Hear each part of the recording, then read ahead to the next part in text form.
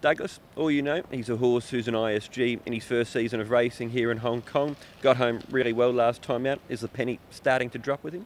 I think it is. He's had his fair share of issues and problems, and hence the reason Richard's taken his time. And he's been a bit of cotton wool coming through his career, but he's getting there. And as you indicated, he's finally learning what racing's about, and he attacked the line with purpose last time.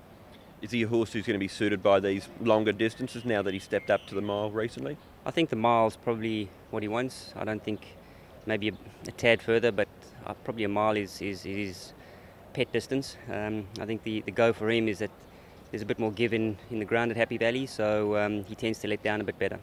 Just as far as his racing pattern is concerned too, last time he got back but you were drawn wide, was it by circumstance or is that the way you think he's best ridden?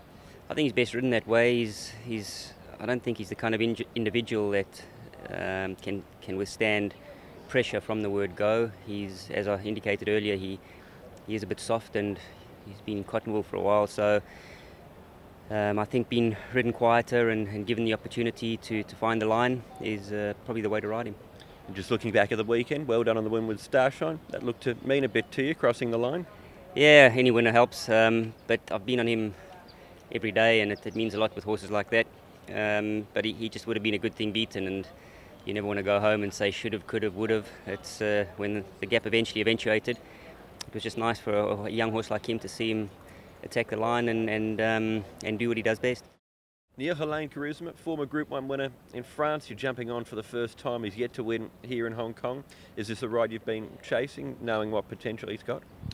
Well, I chased him last season when I thought he kind of threw away a couple of Group 3s. But look, the ability's certainly there, and look, John's tinkered around with him a little bit since he's dropped in rating, and I was trying to help John out, actually trying to pass his trials at Sha Tin, but you know the track has been quite firm recently, so it's been a little bit tough to do. But he went to the Valley last time, passed with flying colours, and hopefully that's the key to him, is going there and having a race suitable for him. You've done a bit of work with him in the mornings, as you mentioned, in those trials and also track work. What sort of feel does he give you? Oh look, the ability's there. It's just a little bit in his mind. John's tinkered around with blinkers and what have you, but I galloped him down the 1800 with a pair of blinkers on the other morning, and if he goes as well as he did down there in the race, well then he's going to be tough to beat. You've also had a bit to do with literature. You rode him last time out. Sharp Sailors won his last two. You've also know him quite well. What did you make of this race overall, Neil? Yeah, look, it's a small field. Of course, it's competitive. There's not many easy races here in Hong Kong, but look, he's drawn one, which is for me, I think it's an important key to him, because it just means he can just park up and just travel, hopefully, and that'll help him save some energy for the finish. And I think it's his mind as well. He can be able to just get into a rhythm and just relax and find everything easy, like it's a piece of work. So that'll be what I'll be hoping he can do.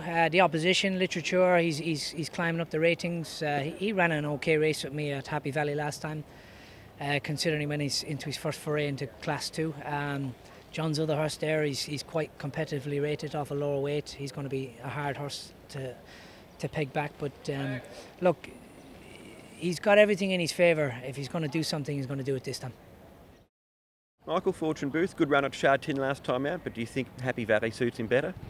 Yeah, he seems to have good form there. I was really happy with his run over the 1400 here at Sha Tin, but I think he's won twice there this season, and looked like a nice race for him when the program came out. Looking at his form this season, he won on debut here, went from Class 3 to Class 2. That seemed to find him out, but his last couple of runs at Class 2 have been good. Has he improved as the season has gone on? Yeah, I think so. I think he's just a bit more, settled into his surroundings, and having been to Happy Valley a few times now, sort of sets him up well. We'll probably go with a set of cheek pieces for the race on Wednesday night, just to give him that little bit more focus. He's worn them previously back in Australia, so I think at this time of the season it's not a bad way to go. HARRIER Jet, Neil, was he a bit unlucky last time? He was. The thing in front of me, it jumped fast and it went to lead, and I looked around and I thought, well, it's going to lead, there's nothing else pressing on. I parked up, and then he took Derek just took back, and it was a horse first time out, so it wasn't his fault. And then his horse just ran green, and it was running all over the place, and it dragged me back through the field a little bit before the turn, and I just had to come out round him, and my horse finished strongly. But look, this horse, Harrier Jet, he's created his own problems down the years as well, so maybe I'm probably looking into it a bit too much. He's a course and distance winner. Look, he's in good form. He's pulling another good gate, which will give him every chance to emulate his last run.